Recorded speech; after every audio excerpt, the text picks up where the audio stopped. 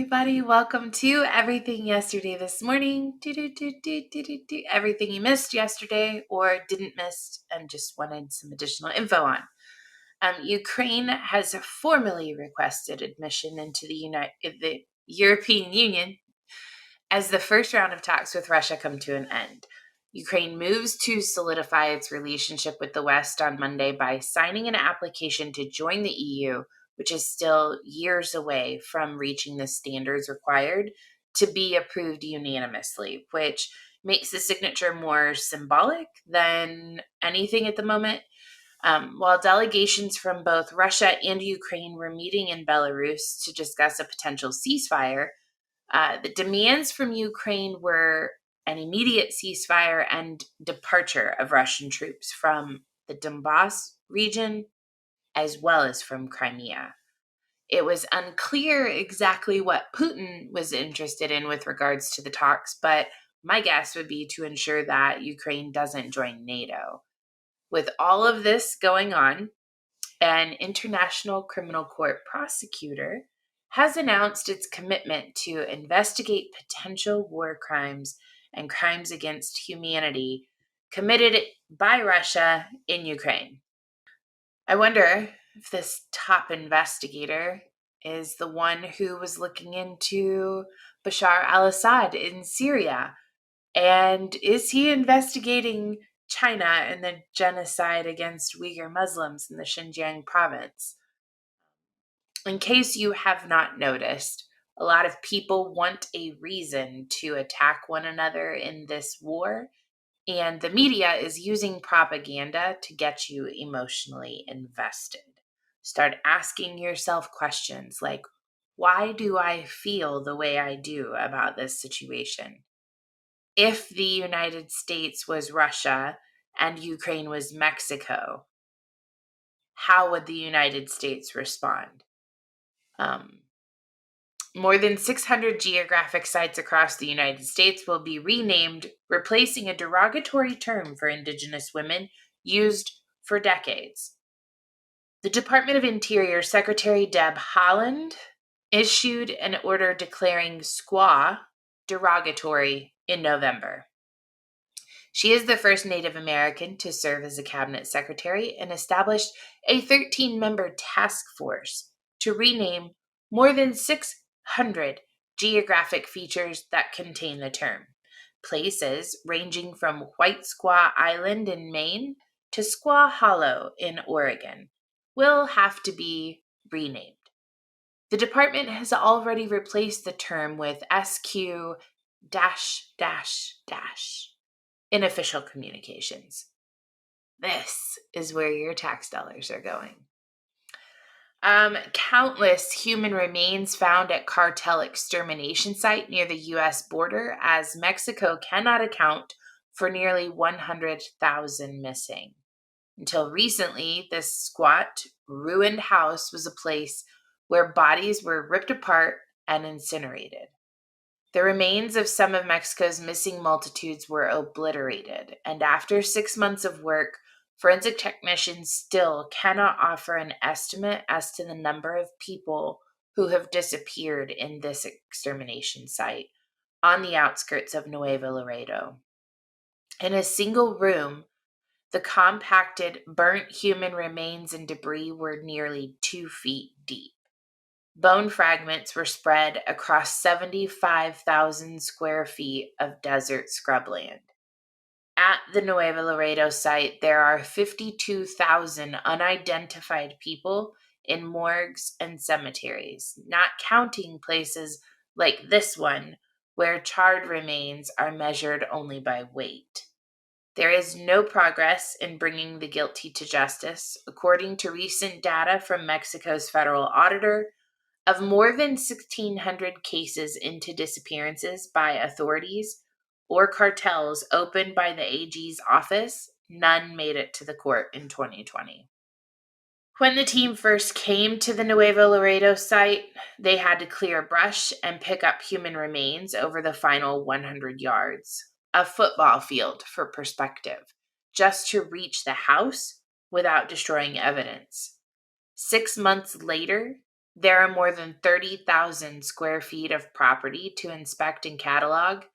It's hard to know that something like this is actually taking place right on our border, and it's absolutely horrific. I'm not entirely sure what the answer is. It's not our government, but I would wager a guess that there are multiple Americans who are in that side as well. Maybe that international crimes investigator will go investigate crimes against humanity in Mexico. The SCOTUS is hearing a case that could limit Biden's bid to fight climate crisis. Yesterday, the court was hearing an appeal from 19 states and coal companies over whether the EPA has the authority to limit carbon dioxide emissions from power plants.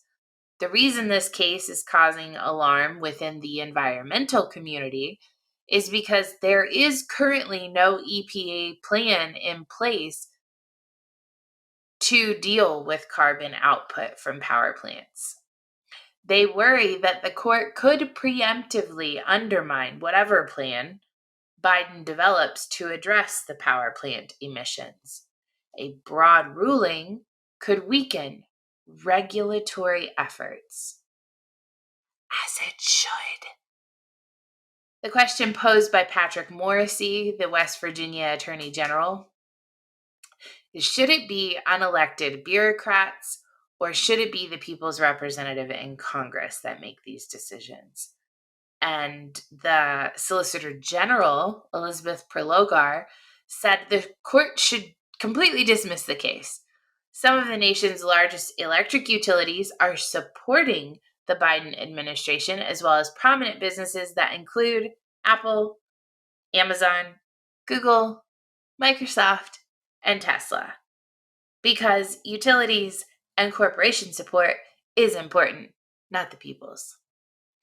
Elon Musk activates free SpaceX Starlink satellite internet service in Ukraine.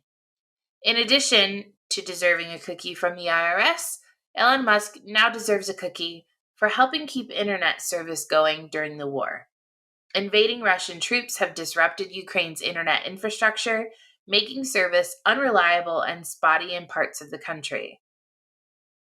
I personally have a photograph of the Starlink satellites flying over my house, but I cannot get coverage for at least a year, according to Starlink's website, which is a travesty because my internet sucks. It's already dropped twice during this little recording.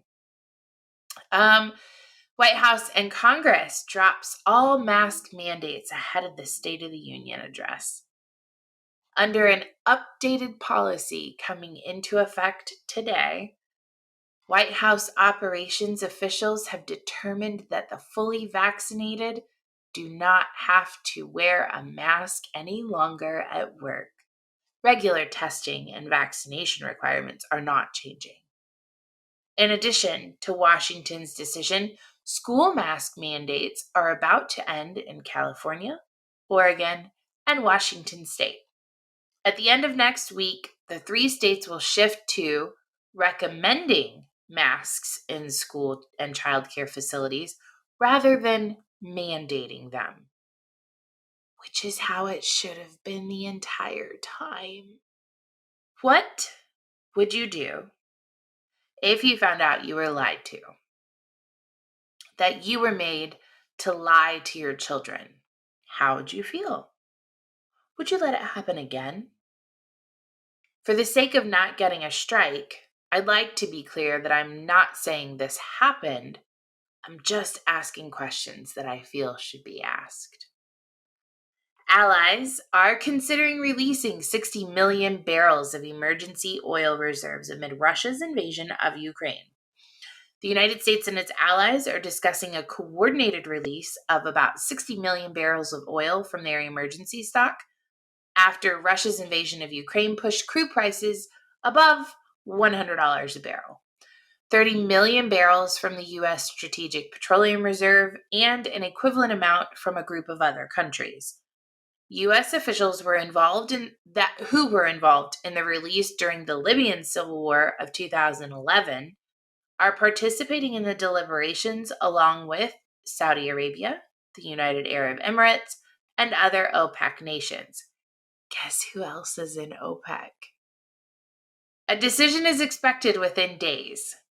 Gas the day Biden took office for me was $1.99. Yesterday, I paid $3.76 for a gallon of gas. In 50 years, this is only the fourth time the IEA has deployed oil stocks. The Gulf War and Hurricanes Rita and Katrina were the only 3 other times. Target has raised its minimum wage to as much as $24 an hour. The Mecca for basic white moms will be starting a new minimum wage range that starts at $15 an hour and goes up to $24 an hour. The higher pay will be dictated by how competitive that market is. It's said that it's still doing its analysis and declined to name the areas that will be getting the highest starting wage. But Target was one of the first major retailers to announce an increase to hourly pay in 2017 to $15 an hour. If I went and worked at Target, I would never actually get a paycheck. I would just spend all my money there. All right, that's today's edition of Everything Yesterday This Morning. I'm doing better on my time. I love you guys. I hope you have a wonderful day. Like, share, subscribe, do all the things. I'll see you guys soon.